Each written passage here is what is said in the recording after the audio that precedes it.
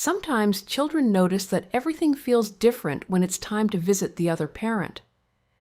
The days before the visit may suddenly feel tense. Conversations may begin changing. Questions may become more frequent. The child may begin feeling that something important is happening, even if no one explains why.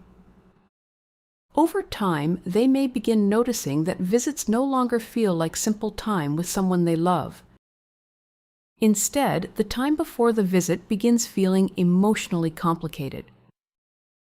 For some adults, an upcoming visit may bring up feelings of hurt, loss, rejection, fear, or unresolved conflict with the other parent.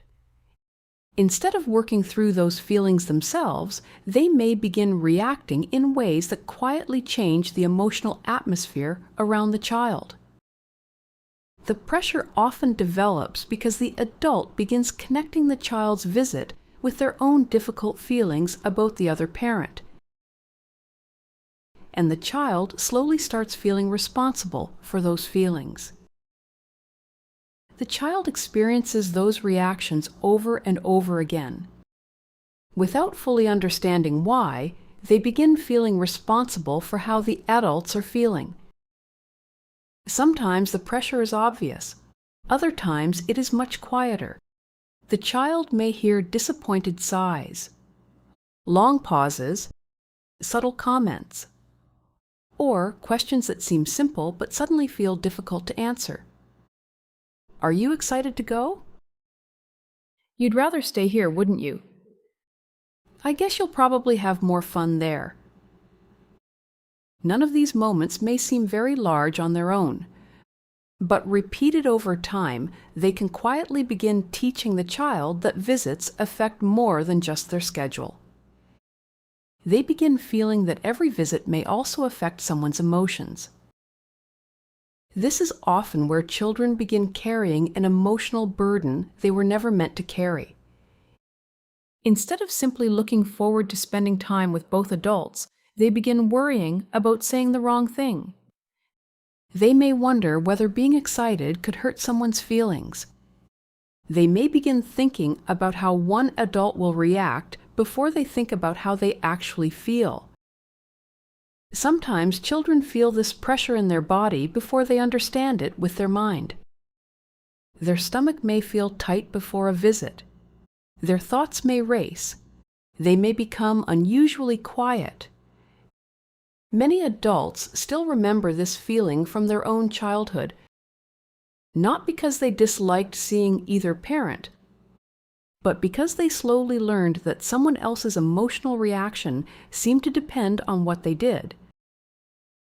This is often where emotional safety begins changing.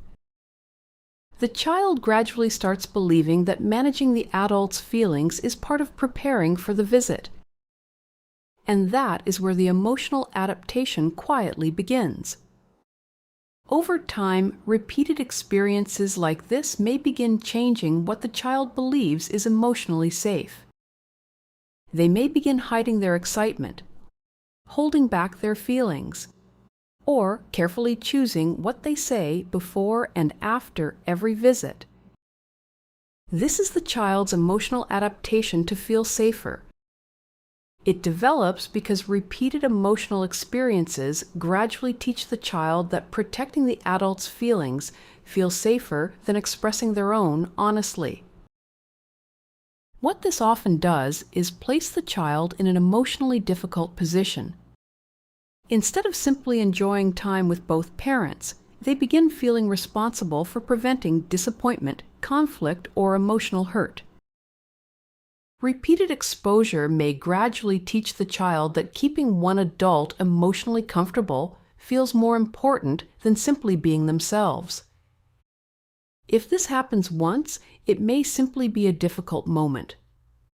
But when it happens repeatedly, children may gradually begin changing what feels emotionally safe.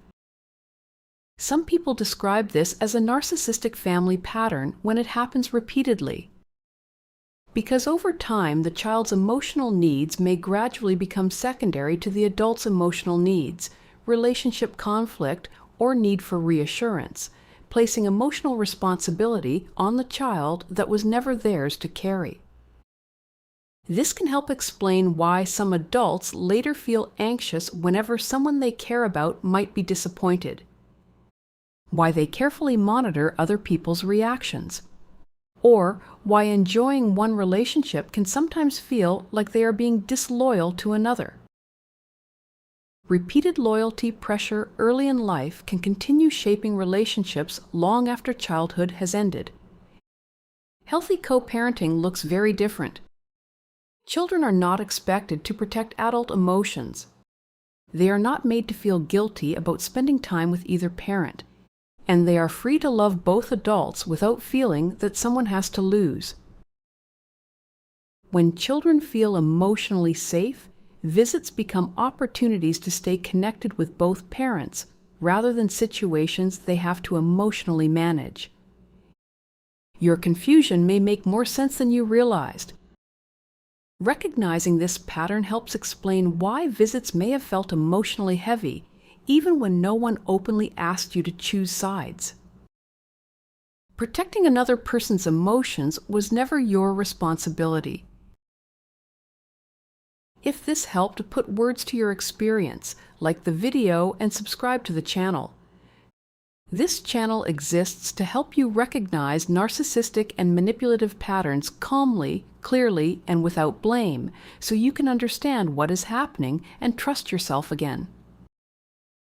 And when children repeatedly experience emotional pressure around visits, another pattern often begins developing underneath it. Instead of only worrying about everyone's feelings, they may begin believing they have to actively prove where their loyalty belongs. In the next video, we'll look at why one adult may begin pressuring the child to choose them over the other. Click here to watch.